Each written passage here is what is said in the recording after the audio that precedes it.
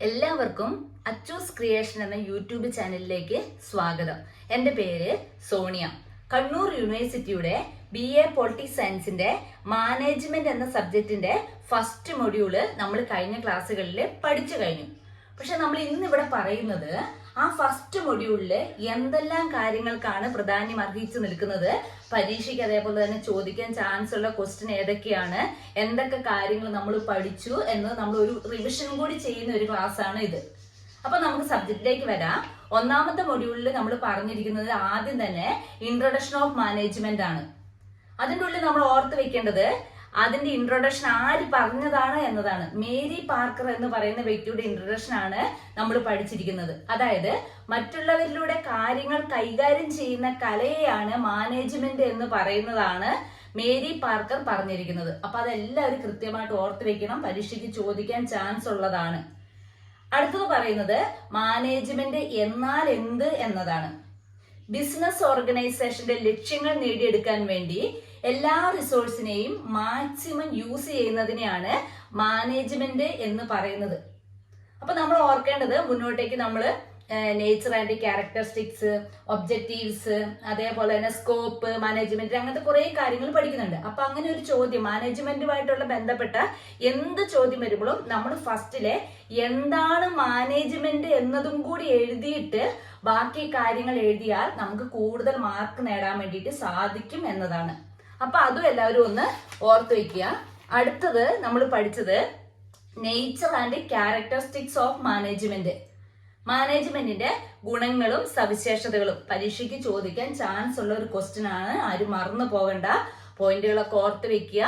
നമ്മൾ മുൻ ക്ലാസ്സിൽ പറഞ്ഞ പോലെ 11 പോയിന്റുകളാണ് ഉള്ളത്. ആ പോയിന്റ് കറക്റ്റ് ആയിട്ട് പഠിച്ചു വെക്കുക. ശേഷം അതിന്റെ ഉള്ളിൽ എഴുതേണ്ട കാര്യം നമ്മൾ നല്ല പോലെ ഒന്ന് വായിച്ച് ശ്രദ്ധിച്ച് മനസ്സിലാക്കി വെക്കുക. അപ്പൊ 11 പോയിന്റുകൾ ഏതൊക്കെയാണെന്നുള്ളത് നമുക്കൊന്ന് നോക്കാം. ഒന്നാമത്തെ point management is an activity. രണ്ടാമത്തത് management is a process. 3 management is a group activity. 4 management is an integrating activity. 5 management is invisible and intangible. 6 management is purposeful or goal oriented. 7ാമത്തെ point management is a social science. 8ാമത്തെ point management is an universal concept. 9ാമത്തെ point management is both art and science. 10ാമത്തത് management is a profession. 11 management is multi disciplinary. അപ്പൊ ഈ 11 പോയിന്റും എല്ലാവരും കൃത്യമായിട്ട് ഓർത്ത് വെക്കണം, മാറിപ്പോകരുത്. 11 പോയിന്റും അണ്ടർലൈൻ ചെയ്ത് എഴുതുക. അപ്പൊ നല്ലൊരു മാർക്ക് നമുക്ക് ആ ക്വസ്റ്റ്യൻ മേലെ എടുക്കാൻ വേണ്ടിയിട്ട് സാധിക്കും. അതേപോലെ തന്നെ ആ ക്വസ്റ്റ്യൻ ആൻസർ ചെയ്യുന്നതിന് മുമ്പ് തന്നെ മാനേജ്മെന്റ് എന്താണെന്നും കൂടെ അതിന്റെ മുന്നിലൊന്ന് എഴുതുകയാണെങ്കിൽ നമുക്ക് ഇനിയും കൂടുതൽ മാർക്ക് വാങ്ങിക്കാൻ വേണ്ടിയിട്ട് സാധിക്കും. അടുത്തത് നമ്മൾ ഈ ഒരു മൊഡ്യൂളിൽ പറഞ്ഞിരിക്കുന്നത് ഒബ്ജക്റ്റീവ്സ് ഓഫ് മാനേജ്മെന്റ് ആണ്. അതായത് മാനേജ്മെന്റിന്റെ ലക്ഷ്യങ്ങൾ. ഇതും പ്രധാനമുള്ള ഒരു ക്വസ്റ്റ്യൻ ആണ്, പരീക്ഷയ്ക്ക് ചോദിക്കാനും ചാൻസ് ഉള്ളതാണ്. അതിന്റെ ഒന്നാമത്തെ point achievement of goals.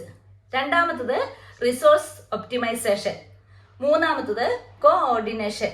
4 adaptation of changes. 5 employees development. 6 innovation. 7 stock holders satisfaction. 7 point ആണ് അപ്പോൾ ഒബ്ജക്റ്റീവ്സ് എന്ന കാര്യത്തിൽ ഉള്ളത്. അപ്പോൾ അതും നമ്മൾ നല്ലപോലെ ഓർത്ത് വെക്കുക. മാനേജ്മെന്റിന്റെ ലക്ഷ്യങ്ങൾ എന്തൊക്കെയെന്ന് ചോദിച്ചു കഴിഞ്ഞാൽ ഈ 7 പോയിന്റ് നമുക്ക് എഴുതാൻ വേണ്ടിയിട്ട് സാധിക്കണം. ക്വസ്റ്റ്യൻ അതേപോലെ എല്ലാവരും നല്ല രീതിയിൽ ശ്രദ്ധിക്കുക. കാരണം വെച്ചിട്ടുണ്ടെങ്കിൽ അങ്ങോട്ടും ഇങ്ങോട്ടും മാറിപ്പോകാൻ ഇടവരരുത്. ആദ്യത് nature and characteristics of management എന്നതാന്ന് ഓർക്കുക. രണ്ടാമത്തത് ഒബ്ജക്റ്റീവ്സ് ഓഫ് മാനേജ്മെന്റ് എന്നതാന്ന് ഓർക്കുക. അടുത്തത് നമ്മൾ ഈ ഒരു മൊഡ്യൂളിൽ പഠിച്ചത് സ്കോപ്പ് ഓഫ് മാനേജ്മെന്റ് ആണ്. ഇതിന്റെ ഉള്ളിലും അതേപോലെ തന്നെ 10 പോയിന്റ് ആണ് പറഞ്ഞിരിക്കുന്നത്. എല്ലാവരും ഒന്ന് ഓർത്ത് വെക്കുക. അയ്യോ കുറെ ഉണ്ടല്ലോ എന്ന് ഓർത്തിട്ടൊന്നും ആരും പഠിക്കാതിരിക്കരുത്. ഒന്നാമത്തെ പോയിന്റ് ആയിട്ട് പറയുന്നത് പ്ലാനിങ് ആണ്. 2 organising. 3 leading. 4 controlling. 5 coordination. 6 decision making. 7 human resource management. 8 financial management. 9 operation management. 10 strategic management. അപ്പൊ ഈ പോയിന്റും എല്ലാവരും നല്ല രീതിയിൽ ഓർത്ത് വെക്കുക. എന്നിട്ട് അതിന്റെ ഉള്ളിൽ എഴുതേണ്ട കാര്യങ്ങൾ പഠിക്കാനാണ് നമുക്ക് എപ്പോഴും മടി ഉണ്ടാവുക. അപ്പൊ അത് നല്ലപോലെ ഒന്ന് മനസ്സിലാക്കി വെച്ചാൽ മതി. ഒരു 2-3 പ്രാവശ്യം വായിക്കുമ്പോൾ അതിന്റെ ഉള്ളിൽ എന്ത് എഴുതണം എന്നുള്ളത് നമുക്കൊരു പിടുത്തം കിട്ടും. അപ്പൊ ആ രീതിയിൽ എല്ലാവരും ഒന്ന് മനസ്സിലാക്കി വെക്കുക. അടുത്തത് പറഞ്ഞിരിക്കുന്നത് ലെവൽ ഓഫ് മാനേജ്മെന്റ് ആണ്. പരീക്ഷയ്ക്ക് ചോദിക്കാൻ ചാൻസ് ഉള്ള ഒരു ക്വസ്റ്റ്യൻ ആണ്. എല്ലാവരും നല്ലപോലെ പഠിക്കുക.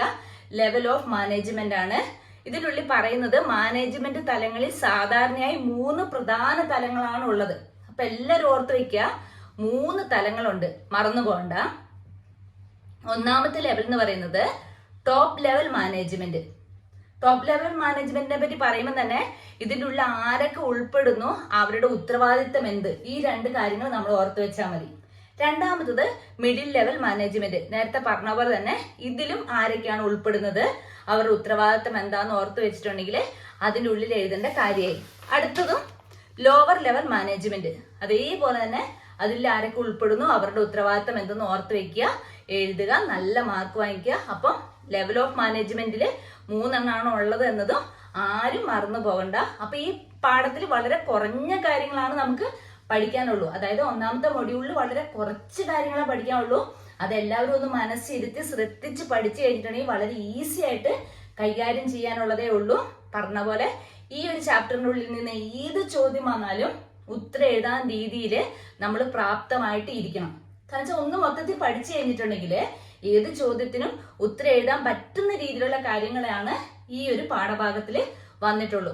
അപ്പൊ ഇന്നത്തെ ക്ലാസ് അല്ലെങ്കിൽ ഇന്ന് പറഞ്ഞു തന്ന ഈ കാര്യം ഒന്നാമത്തെ മൊഡ്യൂളിൽ എന്തെല്ലാം കാര്യങ്ങൾക്കാണ് പ്രാധാന്യം അർഹിക്കുന്നത്, അല്ലെങ്കിൽ എന്തൊക്കെ കാര്യങ്ങളാണ് നമ്മൾ പഠിച്ചത് എന്നത് ഒരു റിവിഷൻ പോലെ പറഞ്ഞു തന്നതാണ്.